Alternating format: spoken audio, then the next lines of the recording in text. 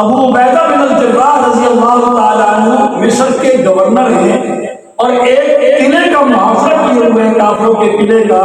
اور بہت لمبا محاصرہ ہو گیا، فتح نہیں ہوئی، اور اندر والے بھی تنگ آ گئے، اصل مہینوں محاصرہ، اس کے پاس کھانے پینے کا سامان ختم۔ آخر کافروں کا جو سردار تھا، جو ان کا لشکر کا بڑا تھا، اس نے پیغام بھیجا ہمارے امیر کی طرف کہ ہم اپنے قلعے کے دروازے کھول رہے ہیں، آپ آ کر قبضہ کر لیں۔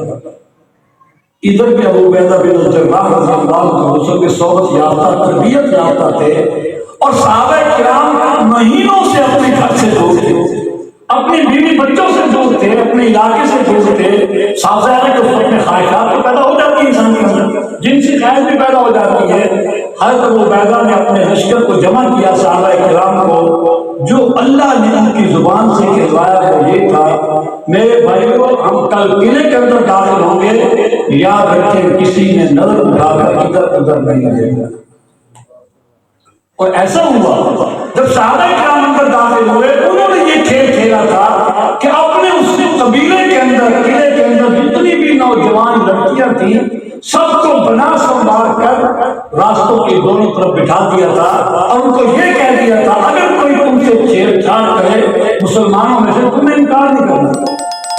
تو انہوں نے مسلمانوں کو خراب کرنے کے لیے کون سا طریقہ اختیار کیا؟ عورتوں کو سامنے